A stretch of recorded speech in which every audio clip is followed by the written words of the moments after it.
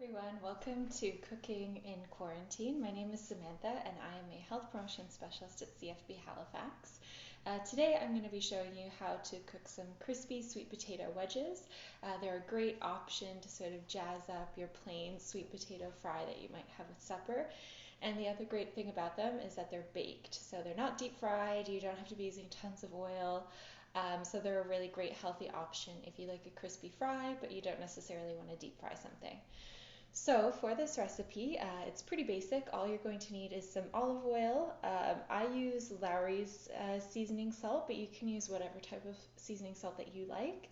You're going to need 2 eggs, and actually we're going to separate them into the egg yolk and egg white, and we'll only be using the egg white. You're going to need a large sweet potato, or depending on how many people you're feeding, you may want to double or triple this recipe.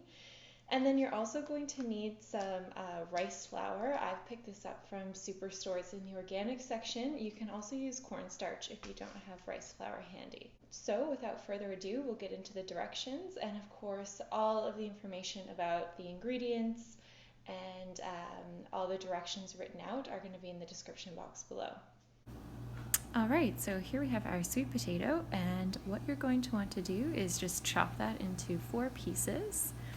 And then you're going to want to chop those into smaller fry or wedge shapes, basically whatever size you'd like. So next what I've done is separated from some egg yolks from some egg whites, and I'm just adding the egg whites to my mixer and giving them a mix at high speed. And you want them to turn into stiff peaks. You can see them getting a little bit stiffer here, and then this is what you want them to look like at the end. Next, I'm taking my Lawry seasoning salt and my rice flour, and I'm combining them with my egg whites.